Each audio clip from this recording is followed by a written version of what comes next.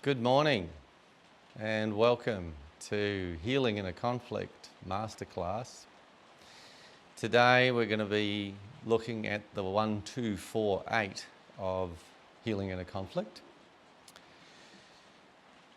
The 1 is that when you're working with an individual, you're working with one totality, one wholeness.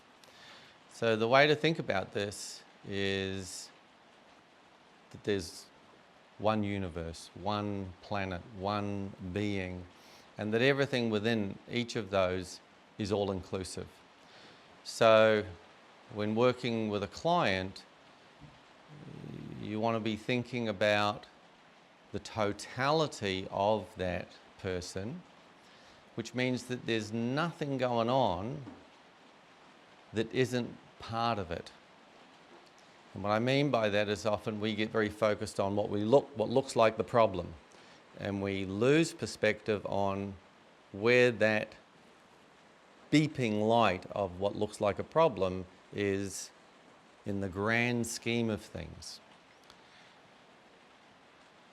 So the way to think about that is to place the one being's lifetime in the context of everything that's come before it, in the way of the creation of a universe, the creation of a planet, the beginning of human evolution, and then where this person comes into, and all of the stuff that on a certain level seems random, but actually if you look at where it comes from, it's not random at all. It's very much the lawful unfolding of evolution as it's happening, and then progresses through that tiny little lifetime called maybe 100 years, and then finishes, but the collective continues. So that everything that this client is bringing in the way of signals is part of the process, not apart from the process, as opposed to a symptomatic view which just sees, well, that the light beeping of engine number 4 in the 747 is bothering the pilot, so he takes the light out and the buzzing light and finishes his cup of tea and feels a lot better, and then wonders why engine number 4 falls off. You need to look at the beeping light, but not be thinking beeping light, be thinking what is that beeping light trying to indicate that's part of the totality. So everything we're going to be doing today is from that point of view when it comes to the 1. Then there's the 2, which is, while there's probably many realities, there's 2 in particular that we're going to work with. 1 is the external. So this is the 5 sense reality, this sort of stuff, which is going to be what you're going to look at, because it's going to be what you're going to see. But you want to also be translating to that there's a lot more going on, which is what I'm going to call the internal reality. Now, the internal reality, of course, doesn't have mass. You can't see it or touch it. But it's usually, when it comes to when you're working with a client, much more consequential than the very chair that they're sitting on in terms of how it affects their life. All the stuff that's going on psychodynamically, that's in their mind, in their feeling life, in their proprioception. So it's really important, A, to be having a sense that you're wanting to look at the interaction between the 2 realities, but also beginning to get the client to start to have a relationship with the internal consequential reality, much more than the external molecular reality, even though that's the one that's going to be your diagnostic, because they're going to be talking about external stuff. So that's the 1, that's the 2. Then there's the 4, which is 4 mechanisms, and this is the basics of healing in a conflict, that through working with extreme dissociation, which originally was MPD, multiple personality, what's called a disorder, but I'm saying is only a disorder if you're thinking in terms of bell curves, and DID, dissociative identity disorder. Once again, it's a bell curve thing, something for the DSM-5, the diagnostic tool of the psychological and psychiatric industry. But actually these clients taught me how dissociation is a function and not a dysfunction. So we're going to get starting off looking at the bell curve from how the culture looks at things, and then looking way beyond the bell curve to what it is that we would call the diversity of evolution, because the chances are the first person who ended up with an opposable thumb, everyone went, oh, what's wrong with him? He's not in the bell curve, better get rid of him, which wouldn't have been such a fabulous idea. And I'm going to suggest the same sort of relationship to the things that we tend to call aberrant, not in the bell curve, abnormal, whatever you want to call it. By working with these extremes and working with just normal Joe Schmo at the same time, it became very clear to me that the very methods that extreme dissociators have to use are in fact, of course, the methods that everybody used. They're just using them more extremely. So that's actually informed the work, and it's narrowed methods of dissociation and being able to diagnose disturbance down to 4 mechanisms, 4 behaviours. Those behaviours, we colloquially know them as inner criticism. That's the first one. The second one is acting out. The third one is passive aggression. And the fourth one is self-distraction. All things that we're aware of, and we'll go through a lot of examples of those 4 mechanisms, and I'll go into that in a lot of detail. For now, you can just be thinking about, is there a disturbance that you have that can't be put into one of those 4 ways of being? Because I'd love to hear the exception. Because what I found over decades is that it all boils down to those 4 mechanisms. And that's the 4 part of the 1, 2, 4, 8.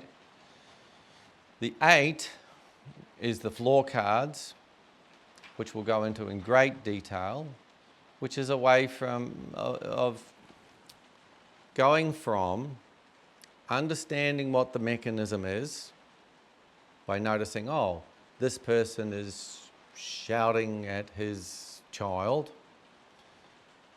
That's acting out.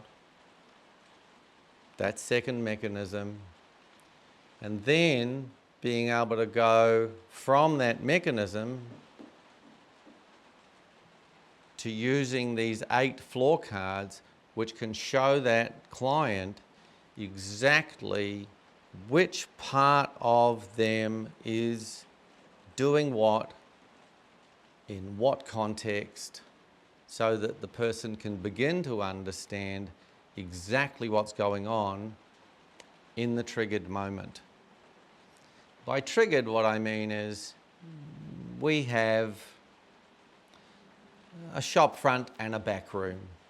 We have who we would like to think of ourselves as, who we'd like others to think of us as, who we are on a good day, who we are when we're starting a relationship with someone and going, pick me, I'll be fabulous. And then in the back room is all the stuff that we were brought up with that we didn't choose, but that when we're triggered, pops out. And all of a sudden we're not acting out of how we'd like to be, how we've purported ourselves to be, how we'd like others to see us as. So this is a triggered moment.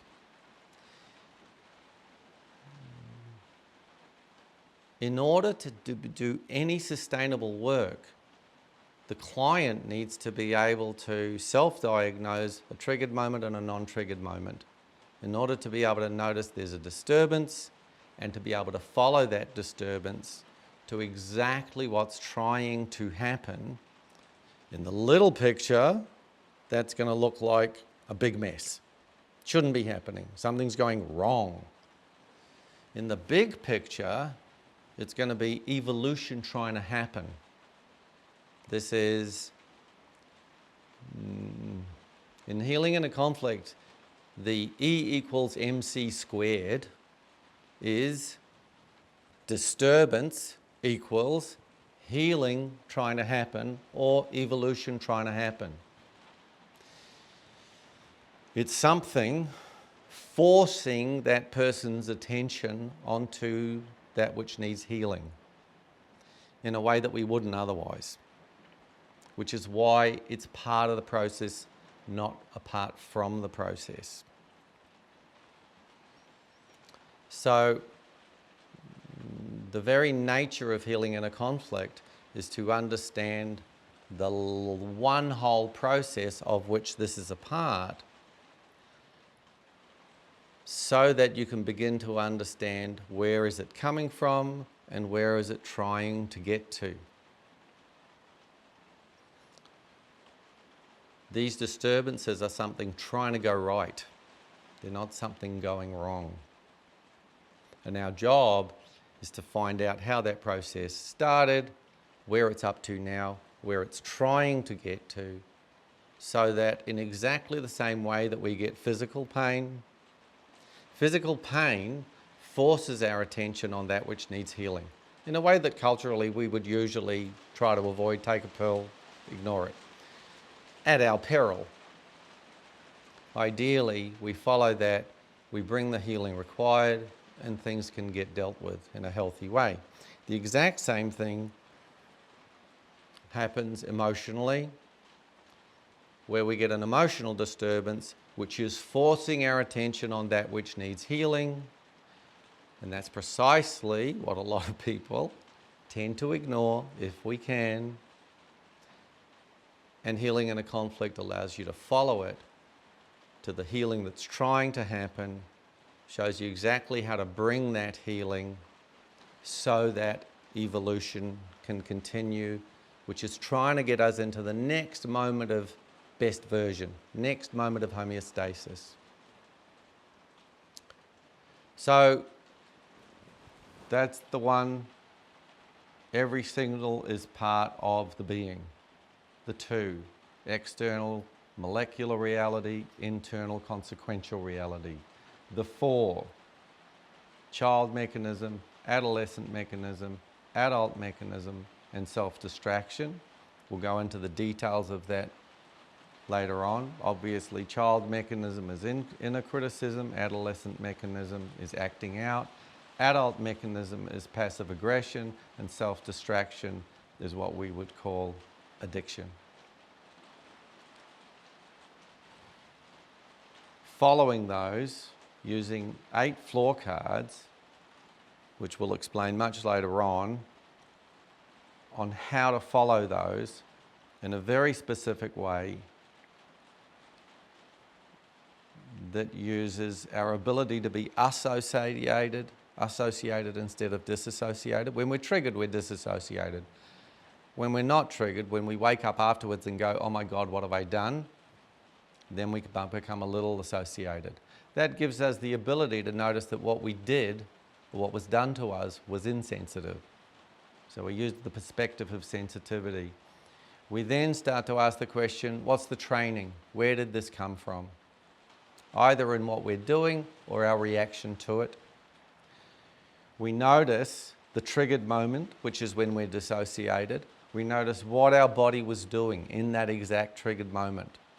Not 1 nanosecond before and not 1 nanosecond afterwards, because these mechanisms can change nanosecond to nanosecond. you can go from not being able to say anything to getting really passively aggressive and a moment later acting out. 3 mechanisms, 3 nanoseconds in a row. And then you're going to notice what happened in the back room to do with the fight-flight mechanism. Anger is the battery pack for fight. Fear is the battery pack for flight. And I'll talk much more about how that happened and how it works internally. And then we're either expressing ourselves uniquely in the moment, we're just being how we want to be in the moment, or we're sad because something's stopping that. So that's the 1, 2, 4, 8 of healing in a conflict. And we're going to move into more detail around that and look at some examples of that. Then we're going to use those examples to look at how do we work with it. And then we're going to show in detail how to get from a present moment disturbance to understand the training that makes that inevitable, and how to, I guess, the crowning glory of healing in a conflict is how to intervene internally, effectively, when you get triggered. Because not all the awareness in the world of what your triggers are mean anything if you're not able to intervene effectively when you get triggered.